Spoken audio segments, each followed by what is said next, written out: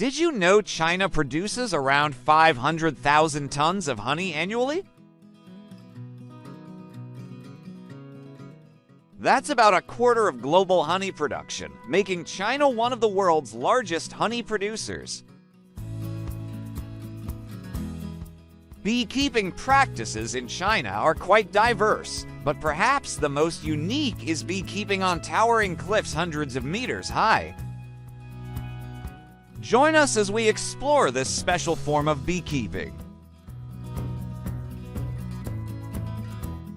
For centuries, Chinese people have harvested wild honey from wild bee colonies on high cliffs.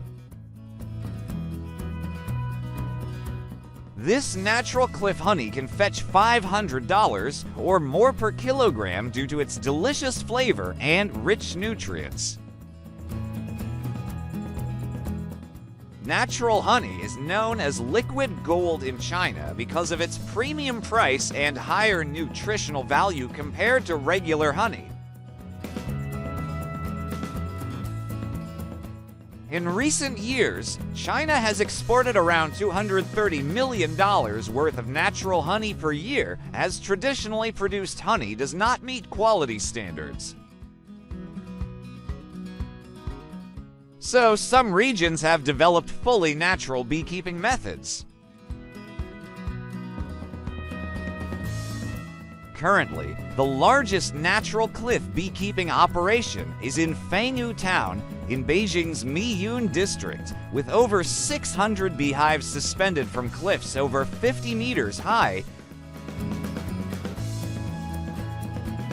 creating a breathtaking scene each harvest season.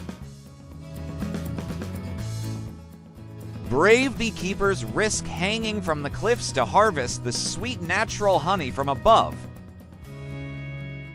This is not a job for everyone, but for Fangyu's beekeepers, it's the traditional occupation that provides their main income. With natural honey production being very limited, its higher price compared to traditional honey has brought great prosperity to the area's residents.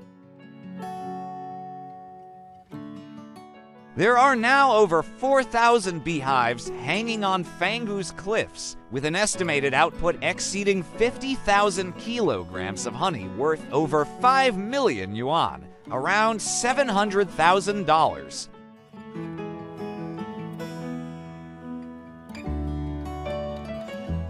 While there are many forms of beekeeping across China, why do Fangyu's farmers place hives on cliffs?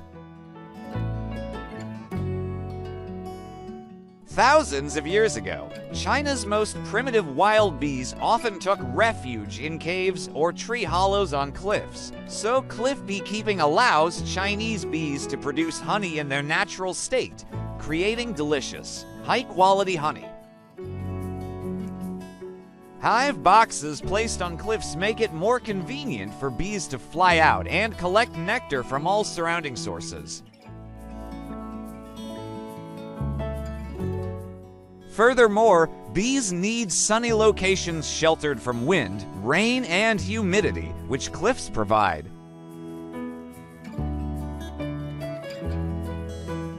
This particular area has a good environment, but many wild animals like black bears frequently steal and destroy beehives, so the cliff beekeeping method ensures greater safety for the bees.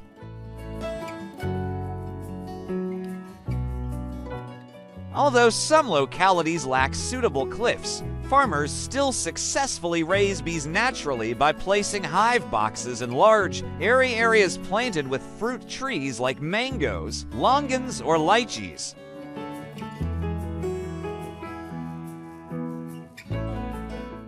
When these trees bloom in spring, they become the main nectar source for bees.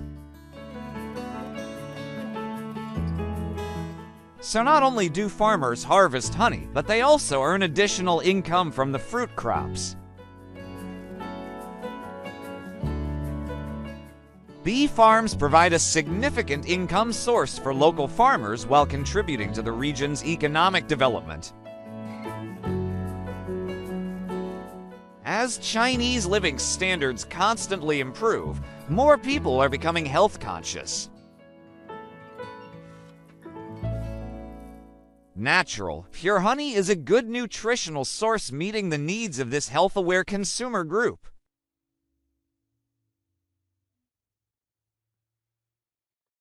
Science shows honey is more effective than sugar for reducing coughs, and it contains more vitamins and minerals per gram, making it a healthier sugar substitute.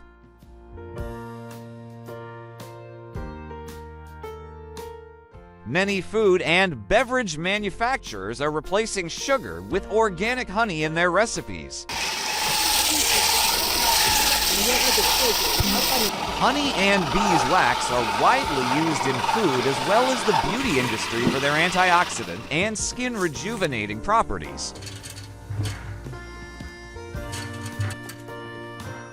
With fructose, glucose, and water as its main components, honey has medicinal properties and is used as an ingredient in many dishes and desserts.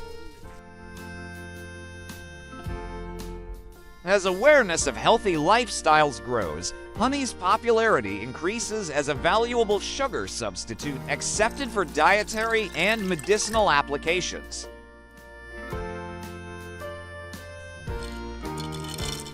What honey dishes do you like? Let us know by commenting below.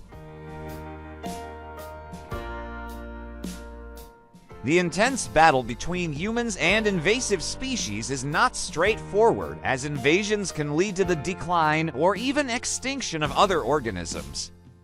Most recently, European countries are declaring war on giant hornets that are destroying ecosystems and causing hundreds of millions in damage. So just how invasive are these giant hornets? Watch our video to find out. Europe is declaring war on the invasive Asian hornet, known for its extremely aggressive behavior. An Asian hornet can kill 40 honeybees per minute by knocking them down with its large mandibles. This is the world's largest hornet species, originating from Asian countries like Korea, Japan, and Taiwan. But in 2004, they made their European debut, and their numbers have now grown uncontrollably, making them the most feared invasive species impacting many European nations' ecosystems. It's estimated Asian hornets could cost the French economy 23 million euros, $24.5 million per year in the worst-case scenario. So what kind of damage do these hornets cause? Asian hornets are considered enemies that destroy large numbers of honeybees when preying on them. They also prey on native pollinators like bumblebees, potentially seriously impacting the pollination services these creatures provide. Asian hornets not only eat other bees, but also scare them away from pollinating plants. One study found bumblebee and bee visits to flowers decreased significantly when these predators were present. This aggressive bee species not only reduces other bee populations, but also greatly affects ecosystems. Imagine fruit trees needing pollination to bear fruit, but without bees, crop productivity cannot meet demands. Therefore, the harmful effects of wasps indirectly and negatively impact countries' economies. One major concern with wasps is their ability to build nests. It's troublesome to discover a giant wasp nest in your house or garden tree, as they can attack you and your family or pets. They can fly around stinging painfully if disturbed, as their venom can be fatal to humans when attacked by many wasps. It's best not to destroy a nest without proper protective gear. Stay away and notify local authorities to safely remove it. The most crucial step when destroying wasp nests is wearing protective clothing. A thick cloth suit covering the entire body plus a hat, gloves, and protective shoes to shield from wasp attacks. Destroying wasp hives is no simple task. Those with insectophobia would likely faint when surrounded by wasps like this exterminator. When their nest is disturbed, wasps attack enemies, so they swarm waiting to sting. However, the protective suit kept this person safe from these terrible attacks. Anyone who has ever enjoyed the sticky rice malt candy specialty from Vietnam's Quang Nam region will never forget this delicious treat. Instead of regular sugar, the ingredients to make this malt candy are sprouted sticky rice grains. But how does this special malt making process work? Let's explore in the following video. Visiting Quang Nam means experiencing a place with many specialty foods considered unique to the region, legendary rustic dishes that leave a natural impression. To make this world-famous malt product, there are two main steps: processing sticky rice and processing the malt.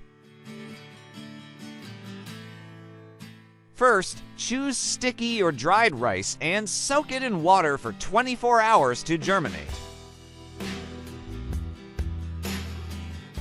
Then remove, rinse with water, and ferment for 3 days and nights, watering regularly like composting rice seeds. Next, spread it out to incubate for 4 to 5 more days, continuing to water so the rice shoots grow longer and evenly. When the composting is complete, remove the rice husks, wash and recompost until withered, then separate and sun-dry until crispy.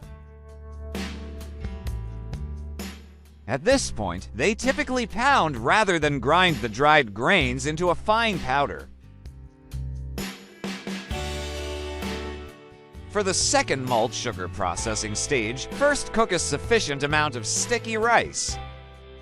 After cooking, mix the powder made in the first step with the cooled sticky rice, adding water at a 2-to-1 ratio. For every 2.5 L of water, 5 kilograms of sticky rice powder.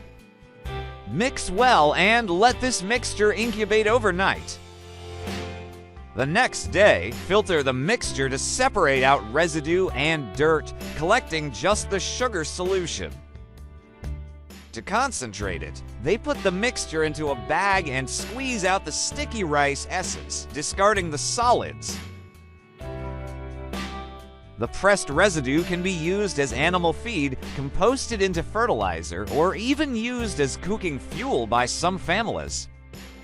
Finally, after filtering and pressing to remove the solids, the remaining diluted sugar solution needs to be boiled down for a few hours to evaporate the water and concentrate it into a thick, solid malt sugar with the desired consistency. The finished malt has a gentle aroma, wonderful delicate sweetness, flexible but not chewy texture, dark yellow color, and delicious sticky smell. Malt's natural sweetness means it is often used to replace sugar in confections, sweet soups, and for preparing tasty dishes or drinks. Our video for today is over. Did you find it interesting? Please comment to let us know, and don't forget to like, share, and subscribe to support the channel. Goodbye for now, and I'll see you in the next videos.